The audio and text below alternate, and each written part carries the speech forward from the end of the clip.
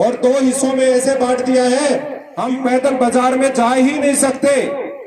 यदि कोई सामान लेके आना है वो कहाँ लगते हैं? इस जींद शहर में तो 400 करोड़ रुपए लग जाते, तो पता नहीं यहाँ क्या हो जाता, दिल्ली बन जाता। कि टेंडर जब छोड़ा जाता है जब ठेकेदार से सेटिंग हो जाती है।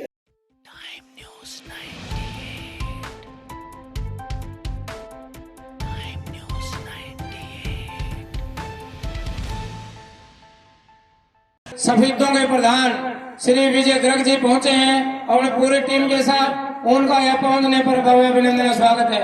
इसी कड़ी में मैं निवेदन करता हूं श्री प्रमोद सोहाग जी से कृपा करके आए और अपने विचार इस समस्या के ऊपर दें। श्री प्रमोद सोहाग जी। व्यापारीगण, मेरे सामने बैठे बुजुर्गों, नौजवान साथियों, माताओं, बहनों, प्यारे बच्चों,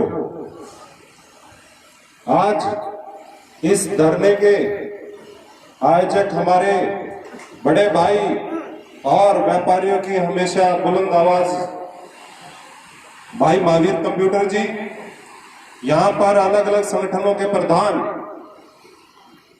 किसानों के प्रधान, खापों के प्रधान, तमाम जो शहर में अपने जिम्मेवारी महत्वपूर्ण तरीके से निभाते हैं, आज वो बैठे हुए हैं, उन सब का भी मैं धन्यवाद करता हूं। मैं नीचे बैठा था तो इस बात को कंप्यूटर जी से कह रहा से बिना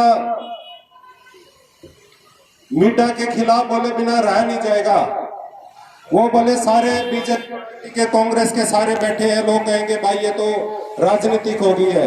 मैं ये कहता हूं कि राजनीति नहीं हुई है। हम आए तो बीजेपी वाले भी यहाँ आए हैं, तो विधायक भी यहाँ आ सकता था। विधायक आके इस मंच से बोल सकता था कि वो क्या कराने जा रहे हैं। आज इस शहर को दो हिस्सों में आपने बांट दिया है, और दो हिस्सों में ऐसे बांट दिया है कि उधर वाले तो बाजार तक, कल मैं हमारे एमसी साहब है महिपाल कौशिक जी, उन्होंने मेरा प्रोग्राम करा रखा था, वहां पर हमारी माताओं बहनों ने कहा कि भाई प्रमोद, हम तो बाजार में जाने लायक भी नहीं रहे, हम पैदल बाजार में जा ही नहीं सकते। यदि कोई सामान लेके आना है तो बच्चों की या घर में कोई बेटा है या पति है उसकी इंतजार करना पड़ता है। तो ये हालत जिंदगी बना दी गई है। और ऐसा क्यों हुआ? अभी भाई सुनील जी कह रहे थे कि चुंगी लेते, ये बात बिल्कुल सत्य है कि आप अखबारों में तो 200-400 करोड़ रुपए बताते हो, वो कहां लगते हैं? इस जींद शहर में तो 400 करोड़ रुपए लग जाते, तो पता नहीं यहाँ क्या हो जाता, दिल्ली बन जाता। ये अंडरपास बनाया है आपने, ये ऐसा अंडरपास होता है, यहां पे बना देते। ये सब जितना बड़ा घुमा अंडरपास बनेगा उतना मोटा कमीशन बनेगा। ये चलो, पूरा दिन मैं भी शहर में सुनता हूं कि टेंडर जब छोड़ा जाता है जब ठेकेदार से सेटिंग हो जाती है। ठेकेदार पहले पैसे जेब में पहुंचाता है, उसके बाद उसको काम दिया जाता है। अभी एक मीडिया वाला भाई पर्दे के पीछे पूछ रहा था मेरे से कि यहाँ के विधायक जी तो कह रहे हैं ये तो राजनीतिकरण हो रहा है। अरे राजनीति कहाँ हो रही है? ये समस्या है, आज जिंदगी सबसे बड़ी समस्या बन गई है। कहाँ पे राजनीति हो रही है? इस बात की राजनीति हम नहीं कर रहे, राजनीति तो आप कर रहे हो। लोगों के साथ गलत आपने जितने भी काम करे शहर में, शहर को किस तरह से कर दिया है। और एक और बड़ी समस्या मैं आपको बता रहा हूं, जो पे फाटक है उसका भी अंडरपास ऐसे जी का जंजाल बनने वाला है। रेट गिर गए हैं, सारे कॉलोनियों के रेट देख लेना, नया आदमी आकर नहीं बसेगा।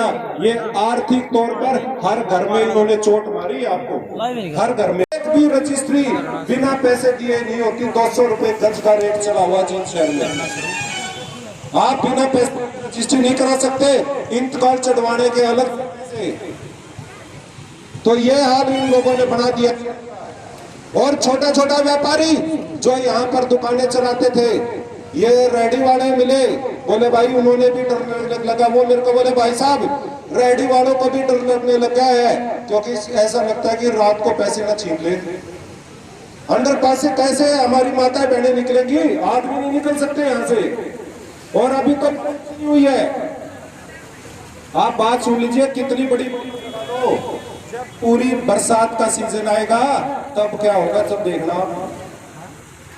अभी तो बरसात ही नहीं आई है, आप कितनी एक मोटर लगा लोगे, 2 मोटर निकालोगे, 5-5 दिन में पानी नहीं निकलेगा। इस पर चल रही थी जिसके बोल थे नाक में दम कर दिया, मरते मरते हार गए, मरते मरते हार गए। ये हाल आज जींद का है। कितने साल जींद को बने हो गए। जो इलाका साउथ का था, मेवात जैसे जो इलाके थे या जो नारनौल जैसे इलाके थे, उन्होंने भी कितनी प्रोग्रेस कर ली, लेकिन आज जींद से बदतर हो गया है। पिछले 10 साल में अगर हम जीएसटी की बात करें, इतना जीएसटी इकट्ठा हुआ जींद में जितना 50 सालों में इकट्ठा होता था। करोड़ों रुपए आए हैं और करोड़ों रुपए विकास के नाम पर लगे भी हैं, लेकिन जींद में कहीं विकास नजर नहीं आ रहा। मैं प्रशासन से और सरकार से पूछना चाहता हूं, जो करोड़ों रुपए लगे हैं वो कहाँ हैं? सबसे पहले किसी भी शहर का विकास मूलभूत सुविधाओं के लिए किया जाता है।